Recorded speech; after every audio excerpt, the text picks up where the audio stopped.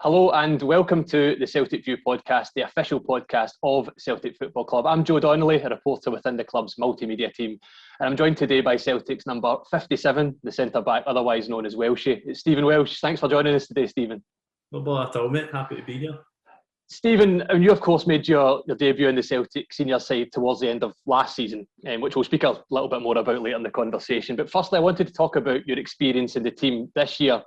Certainly in terms of the league this year, there's been disappointments. There's no way around that. There's no escaping that. But from a personal standpoint, you've really forged a pathway into the senior side. You know, you've been getting a lot more minutes and a lot more consistency in your position in the first team. From that perspective, a personal perspective, you must be really proud of that. I've been getting a consistent game now since the turn of the year. So that's, for me personally, it's very positive. But it has been a disappointing season. We all know that. We all need to take responsibility for that, for everything that's happened. The results, haven't been good enough, especially the high standards that us as a club have. So, but to get a run of games is obviously good. It's really tough to break through. Yeah. This club, I think that shows. Mm-hmm. Very few actually, make it through the academy, because it's a hard place to come and play. Because one thing that I've heard the likes of Darren O'Dea and Steve McManus, obviously people who know what it's like to come through at the club and obviously to stay in the team, they say that it's one thing to make your debut, which is still an achievement in itself without a shadow of a doubt. Anyone to make it at that level at Celtic is an achievement, but it's another thing to keep that place, that really shows how difficult it is at Celtic. It's a massive achievement to go and make your debut for Celtic, but I agree with them, fully, that you need to keep that run going in the team. You can't just play one game and that's it. You need to be a Celtic player. You need to play as many games as possible. So starting off pretty well. Played a few games now this season, and I just want to kick on. And for anyone who's unaware of your position at the club, Stephen, you of course came through the ranks. You signed at a young age, and you come from a real Celtic supporting family as well. Could you just tell me a little bit more about that? Since I was 7 or 8, joined the academy. So that was a massive achievement to play now. It's about 13 years being at the club. So the family are massive Celtic fans. Season tickets ever since I was as far as I can remember. So I am big Celtic fans, and it's a privilege to play for the club as well. Yeah. And given you were born in the year 2000, the last time that Celtic weren't successful in the league, you were 11 years old. And certainly as a fan, whenever Celtic don't win the league, it's disappointing. Again, there's no escaping that. But given that I'm a million years old, I've experienced it a few times over the years. The likes of yourself, it must almost be a strange experience for you to have a campaign finish where Celtic haven't been crowned champions. So when I've been growing up, it's complete dominance, from Celtic. High school, going through high school, we're winning leagues every year, and it was easy street. You're absolutely what you were expecting. So there always was going to be disappointments. I think that we're going to have to deal with that, deal with it in the right way, and bounce back as quick as we can. Mm-hmm. And we spoke last year over the phone for the Celtic View magazine, and you've kind of touched upon this already, but you spoke about, given your background and given you came into the club so young, just about working hard all the way through the ranks, youth level, reserve level, and then to get that push into the senior side. It's breakneck speed at any club in the world, but Celtic in particular. Have you had a chance to reflect, now that you're a year or so after your debut, just to appreciate where you are in your career, even though it's you're still very early in your career? No, not really. Maybe do that later on in my career. I think I need to play a lot more games to reflect on it. Mm-hmm. But it's a great experience. It's a great privilege to be given the chance. I think every Celtic fan would give anything for the chance to play for Celtic. So to be one of them that does it, it's an honour to go out and play every weekend.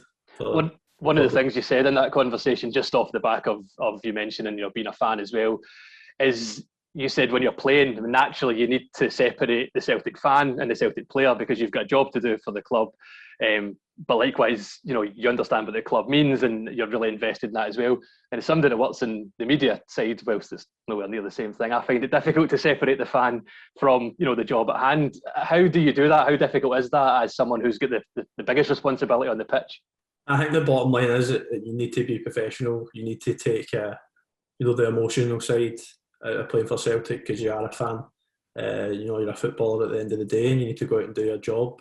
And it makes it a bit more special that you're doing it for your club.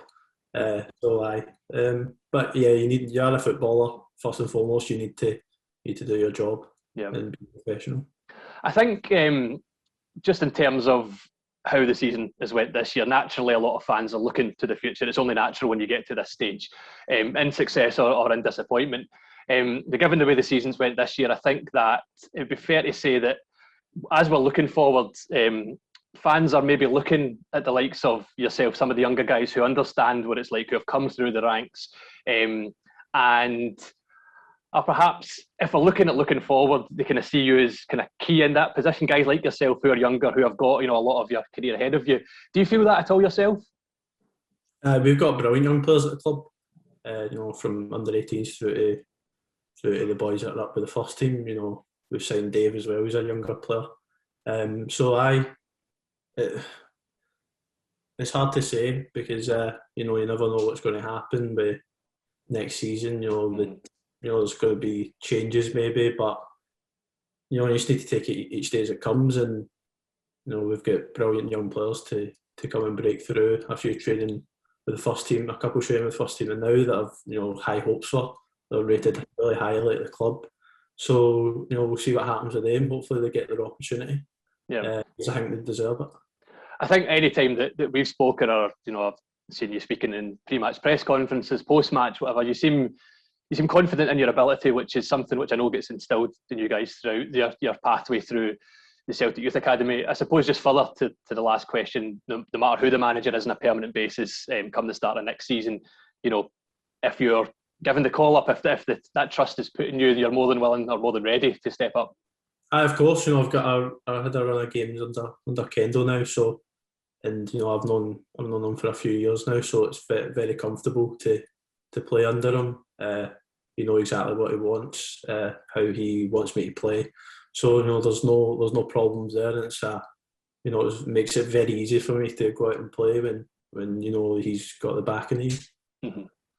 And I know recently you spoke in praise of outgoing manager Neil Lennon, which I thought was really nice. I spoke to Callum McGregor on the podcast last week, and we talked about how it was Ronnie Dyler, ex-Celtic manager, who gave him his first opportunity in the first team. The same with Kieran Tierney. It was Neil Lennon back in 2010 with James Forrest, and of course Neil gives your debut last year and a run of games this year as well.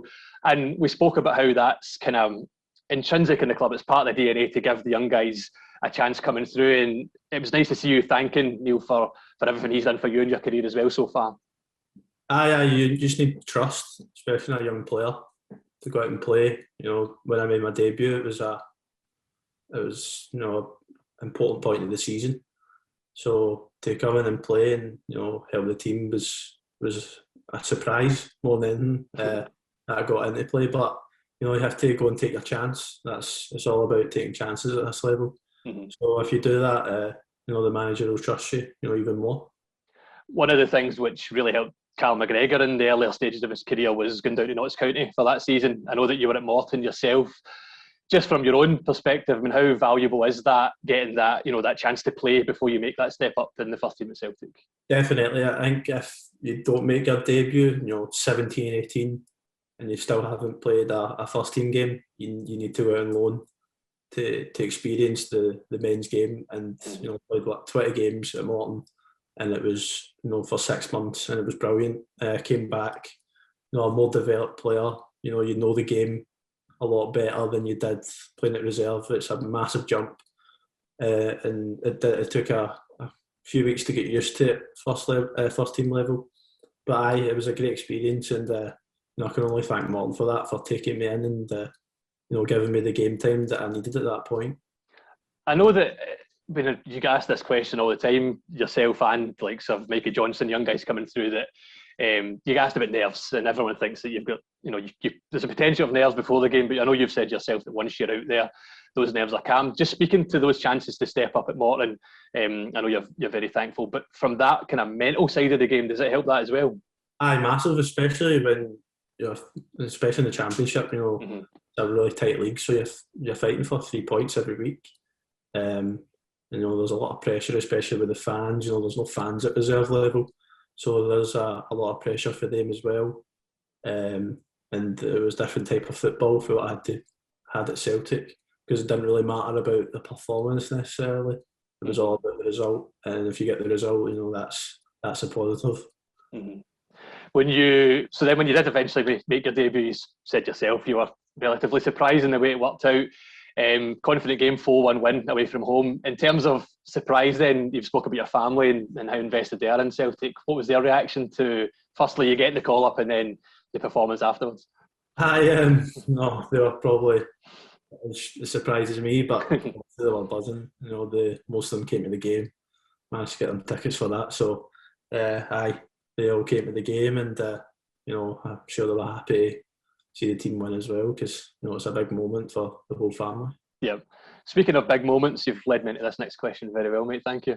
A year after your debut was the 4-0 win against Kilmarnock, and then a few days after that, we win 2-1 against Motherwell. You score, barely kicked off the game, and you score a goal, and of course you get man of the match as well.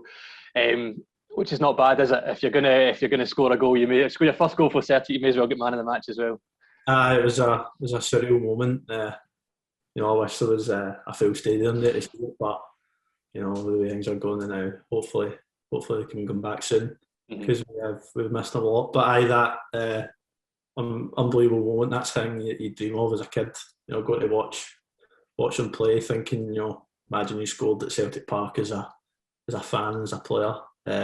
So it was a good moment, but I need to kick on from that.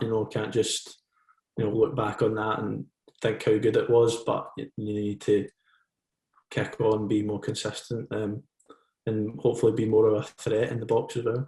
I suppose the onus now is that whenever we can get fans back safely, we're kind of pining for that day. But if you're saying about doing it in a full stadium, then you just need to keep doing it. Then you just need to, once the fans are back in, that would be the perfect scenario, wouldn't it? So yeah. It was not a bad delivery from David Turnbull as well. He's not bad with those corners or those cross balls. Aye. Well, he put one on my plate for me against Dundee United, which I should have probably scored that. Dave's brilliant corner kick taker, good free kick taker. You just need to put yourself in the right position, and there'll be a good delivery coming for him. I mean, in terms of David Turnbull, he's been a real shining light this year. And we speak about season opportunity. I know that means a lot to yourself, Steve, and getting your chance and kind of running with it. Certainly since he's come into the team this season, he's looked like a real player and really integral to everything that Celtic are doing on the pitch. Aye, he's been excellent ever since he came in. I think he got his opportunity for a couple of months after he signed.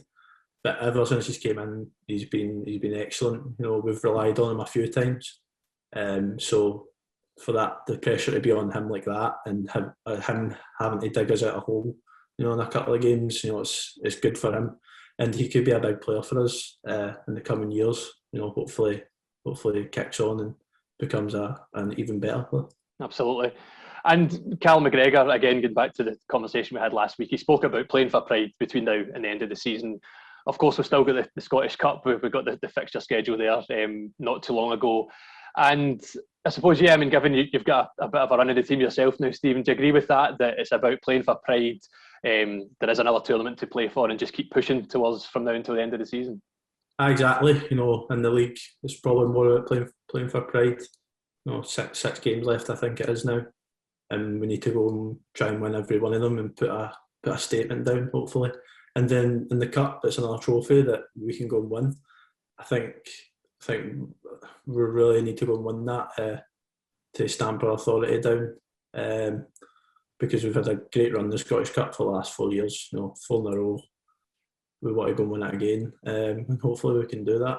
Yeah, and I'm sure I could predict your answer just to finish up, Stephen. But what would it mean to you to to win the Scottish Cup this year, to retain it, and lift another piece of silver with Celtic. Exactly, that'd be massive. To end the season on a high, especially the difficult season everyone's had, the difficult year that everyone's had. That would top it off. So hopefully we can go and do that and finish the season on a real high. Listen, Stephen, thank you so much for joining us on the Celtic View podcast. Really appreciate your time and all the very best from now until the end of the season and thereafter. Thanks very much, mate. Cheers.